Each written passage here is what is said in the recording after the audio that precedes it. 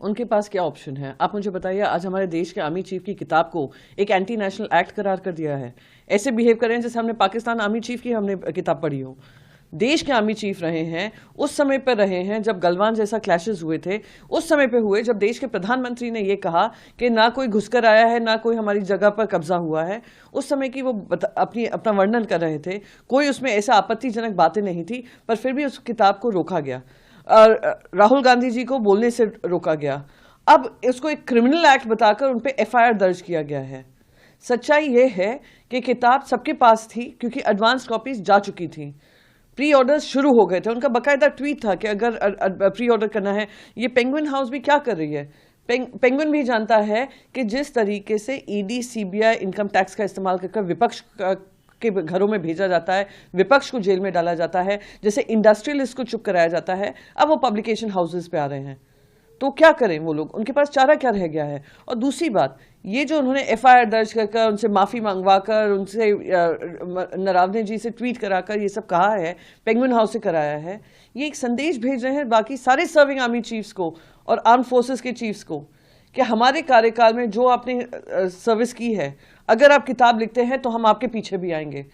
यानी देश की जनता के सामने गलवान क्लैशेस में क्या हुआ, क्या नहीं हुआ, क्या सही है, क्या गलत है, और क्या उस समय के सर्कमस्टेंसेस से क्यों किस समय पे डिसीजंस लिए गए थे, वो देश को जानने का अधिकार है।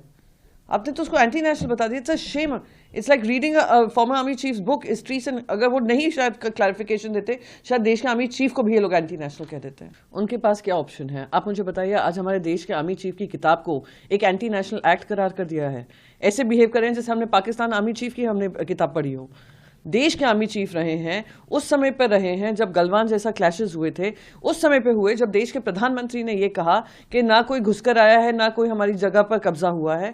उस समय की वो अपना वर्णन कर रहे थे।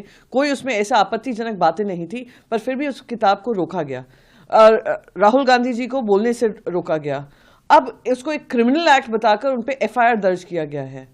सच्चाई यह है कि किताब सबके पास थी क्योंकि एडवांस कॉपीज जा चुकी थी।